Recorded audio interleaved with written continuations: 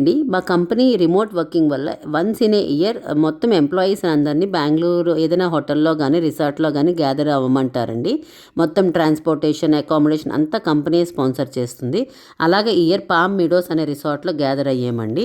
Different locations నుంచి మొత్తం అందరూ ఆల్మోస్ట్ 70 to 80 పీపుల్ అక్కడ గ్యాదర్ అయ్యాము.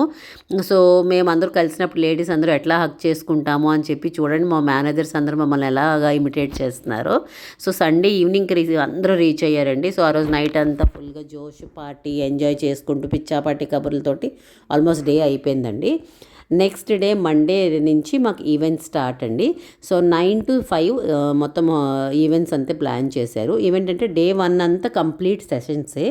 మాది పెద్ద డిపార్ట్మెంట్ అవ్వడం వల్ల 6 to 8 ప్రాసెసెస్ ఉంటాయి. సో ఈచ్ ప్రాసెస్ తాలూకా హెడ్స్ వాళ్ళ ప్రాసెస్ తాలూకా ఇంపార్టెన్స్ అంతా షేర్ చేసుకున్నారు.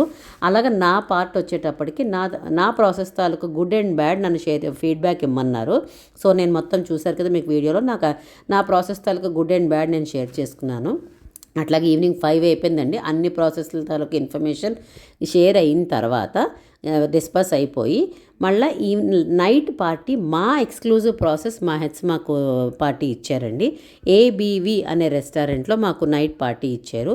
సో మొత్తం అందరూ ఎక్స్క్లూజివ్ మా టీం ఆల్మోస్ట్ 34 to 40 పీపుల్ మా టీం అందరూ అక్కడ గ్యాదర్ అయ్యాము. మొత్తం అండి ఫుల్ గర్ల్స్ గ్యాంగ్ అయితే పిచ్చగా ఎంజాయ్ చేసాము.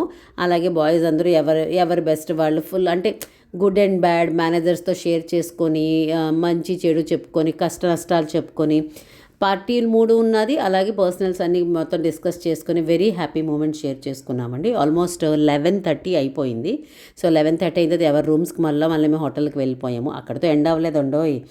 Late night early morning 4 o'clock వరకు ఒకళ్ళ రూమ్లో గ్యాదర్ అయ్యి ఫుల్గా chit chat enjoy to the core చేసాము.